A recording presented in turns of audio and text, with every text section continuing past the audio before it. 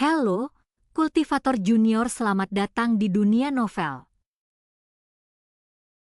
Mari kita lanjutkan kultivasi berikutnya di Martial God Asura.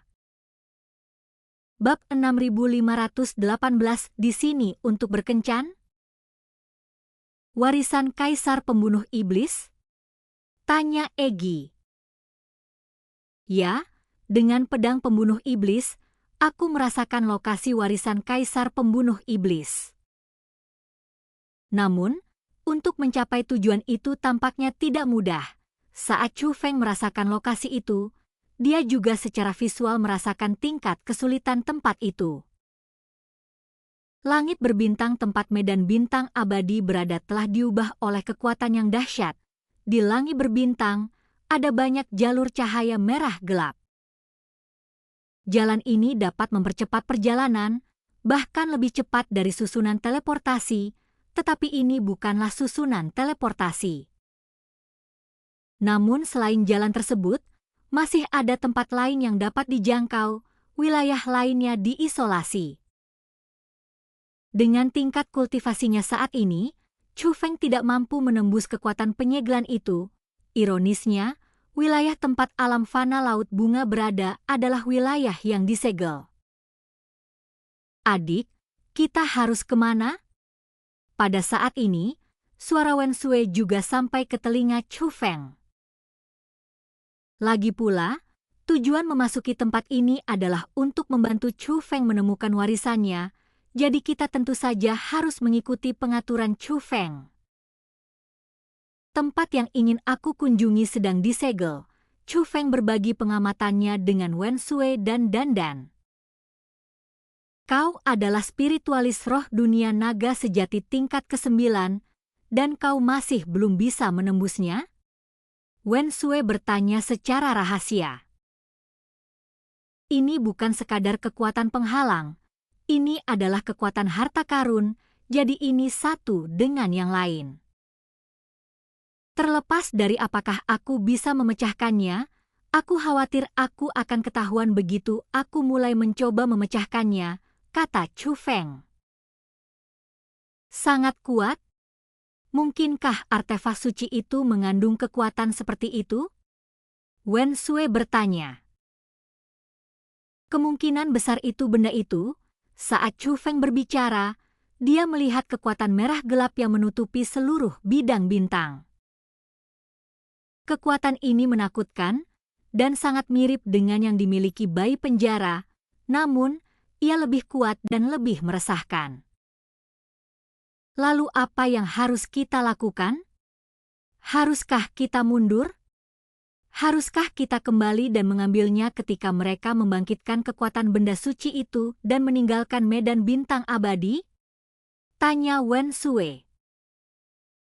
Sekalipun itu adalah benda suci yang disebut-sebut, benda suci itu sendiri tidak akan mengubah medan bintang abadi menjadi seperti ini.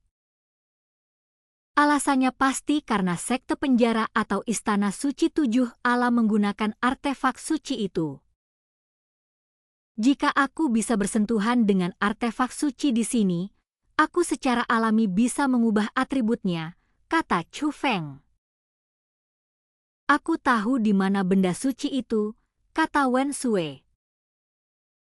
Kalau begitu, aku akan merepotkanmu untuk memimpin jalan, kakak senior, kata Chu Feng sambil tersenyum. Benda suci itu tersembunyi dengan sangat baik. Jika dia ingin memeriksanya, akan memerlukan waktu yang cukup lama. Bahkan mungkin memerlukan penggunaan mata Dewa 3 alam, mata Dewa 3 alam dipinjam, dan penggunaannya terbatas. Tetapi jika Wen Sui tahu, itu akan menjadi hasil terbaik, jadi Chu Feng mengikuti Wen Sui dan meneruskan perjalanannya. Meskipun jalan di sini memiliki efek akselerasi yang sangat cepat, tetapi bagaimanapun juga, ini terjadi di dalam wilayah bintang, dan perjalanan melintasi dunia seperti itu tentu memerlukan waktu. Adik Chu Feng, kapan kamu berencana pergi ke Sungai Surgawi ke-9? Wen Sui bertanya selama perjalanan. temukan teman dan keluargaku, kata Chu Feng. Bagaimana denganmu, kakak senior? Tanya Chu Feng. Setelah aku menyelesaikan ini untukmu, aku harus pergi. Jangan terlalu merindukanku, Wen Sui berkata sambil tersenyum. Zaman para dewa akan segera dimulai lagi. Apa kau tidak tertarik, kakak senior? Tanya Chu Feng. Aku kakak perempuanmu, bukan juniormu, kata Wen Sui. Tapi bukankah kamu hanya seorang junior? Tanya Chu Feng. Tidak. Aku bukan junior dalam arti sebenarnya, dan aku dengar bahwa kekuatan zaman dewa hanya bisa didapatkan oleh generasi muda, kata Wen Sui. Hal-hal ini tidak pasti. Lagi pula, aku tidak terlalu percaya pada ramalan, kata Chu Feng. Ya ampun, kalau kau enggan berpisah denganku, katakan saja, tapi aku mungkin harus kembali ke sekte bela diri naga tersembunyi untuk mengucapkan selamat tinggal kepada guruku, kata Wen Sui. Kalau begitu aku akan pergi denganmu, kata Chu Feng. Tidak perlu, kamu orang yang sibuk, lanjutkan saja urusanmu, kata Wen Sui. Sepanjang jalan, Chu Feng dan Wen Sui banyak berbicara. Awalnya, Chu Feng bertanya kepada Wen Sui mengenai beberapa hal yang menyangkut sekte penjara. Meskipun Wu Ma Hanshuang ada di sana untuk melindunginya, Chu Feng masih khawatir bahwa ia mungkin bertemu dengan tokoh-tokoh tingkat tinggi dari sekte penjara yang akan menanyainya. Jika Anda tidak dapat menjawab pertanyaan apapun, maka Anda akan membocorkan diri Anda sendiri. Oleh karena itu, Chu Feng perlu menciptakan identitas yang masuk akal untuk dirinya sendiri. Faktanya, banyak anggota sekte penjara yang dibiarkan melakukan perbuatan mereka sendiri. Hanya dengan menonjol, seseorang dapat diperhatikan oleh mereka yang berkuasa. Oleh karena itu, banyak orang yang tidak dikenal dan diabaikan sebelum mereka mulai menonjol. Ini akan sangat membantu Chu Feng untuk memasukkan identitas. Setelah mereka selesai membicarakan bisnis, sisanya sebagian besar adalah percakapan santai. Setelah insiden di reruntuhan sekte alam bela diri leluhur, pendapat Chu Feng tentang Wen Sui telah berubah total. Dia menjadi tidak terlalu waspada dan benar-benar menganggapnya sebagai teman, jadi meskipun kami hanya mengobrol santai sepanjang jalan, kami bersenang-senang. Saat mereka menjelajah lebih dalam ke langit berbintang, semakin banyak anggota sekte penjara manusia muncul di jalan ini. Mereka semua dalam keadaan waspada tinggi, sepertinya sangat dekat. Chu Feng bertanya pada Wen Sui. Ya, kita seharusnya hampir sampai, kata Wen Sui. Tiba-tiba, kekuatan penghalang yang kuat menyapu Chu Feng. Chu Feng langsung berhenti, dan bahkan orang-orang dari sekte penjara pun ikut berhenti. Kekuatan penghalang itu terlihat oleh mata telanjang, seperti gelombang energi yang menyapu mereka lalu dengan cepat melesat ke kejauhan. Pengaturan itu dimaksudkan untuk mencakup seluruh bidang bintang, sungguh spektakuler. Tampaknya Istana Suci Tujuh Alam telah berhasil menciptakan formasi besar menggunakan bayi penjara, kata Wen Sui. Dibandingkan dengan Wen Sui, Chu Feng lebih yakin tentang masalah ini. Tiba-tiba, niat membunuh muncul dari jauh. Segera setelah itu, portal muncul dari langit berbintang tak jauh dari sana. Sejumlah besar anggota kuat dari sekte penjara terbang keluar dari dalam, menghunus senjata, dan dengan cepat terbang menuju Chu Feng dan Wen Sui. Kakak senior, apakah kita telah ketahuan? Hati Chu Feng menegang. Bagaimana ini ditemukan? Kita semua punya bayi di penjara, kan? Wen Sui juga tidak yakin, tapi dia berkata, "Tidak apa-apa, jangan takut meskipun kamu tertangkap."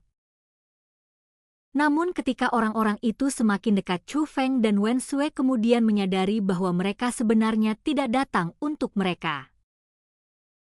Orang-orang itu mengikuti jalan setapak melalui langit berbintang dan terbang semakin jauh ke kejauhan. "Lihat, sudah kubilang, mustahil untuk ketahuan, lagi pula, kita berdua punya bayi penjara di dalam diri kita," kata Wen Sui. "Bukan kami, tapi dilihat dari situasinya, pasti ada sesuatu yang terjadi. Ayo kita lihat," kata Chu Feng. Jadi, Chu Feng dan Wen Sui terbang ke arah itu. Tak lama kemudian, serangkaian suara menggelegar pun terdengar. "Mendekatlah, dan Anda dapat melihat riak-riak gelombang mekar di langit berbintang." Jumlah riak menunjukkan bahwa itu adalah pertempuran yang melibatkan banyak orang. "Sepertinya ada yang membobol masuk. Orang ini cukup kuat," desah Wen Sui. Meskipun jaraknya masih jauh, dari luasnya riak-riak itu orang dapat menyimpulkan bahwa lawannya pastilah seorang ahli kuat di alam dewa surgawi. Lebih jauh lagi, dia jelas tidak sesederhana makhluk surgawi tingkat pertama. Wow, aura ini tidak seperti seniman bela diri biasa. Mereka mendekat sedikit dan dapat melihatnya lebih jelas.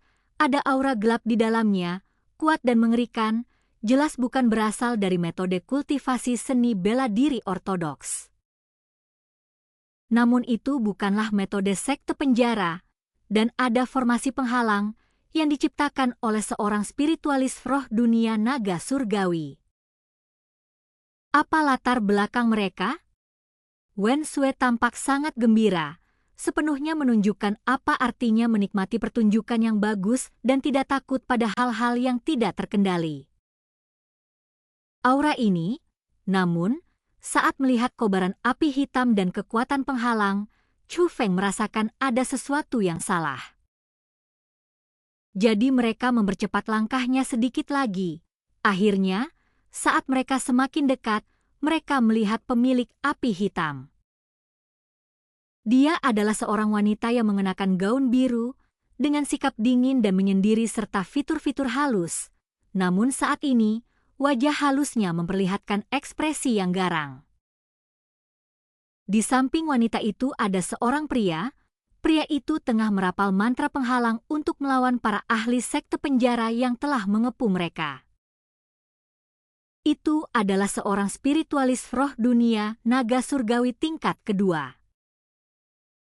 Adapun wanita berpakaian biru, tingkat kultivasinya bahkan lebih kuat, mencapai dewa surgawi tingkat keempat. Chu Feng, bukankah itu Liu dan Baiyun King? Mereka datang ke sini untuk berkencan? Kata Egi dengan terkejut. Meski diucapkan dengan nada sarkasme, namun Egi tidak salah mengenali mereka. Kedua orang ini memang Liu dan Baiyun King. Dan kultivasi kita berakhir, sampai jumpa di kultivasi kita berikutnya di dunia novel.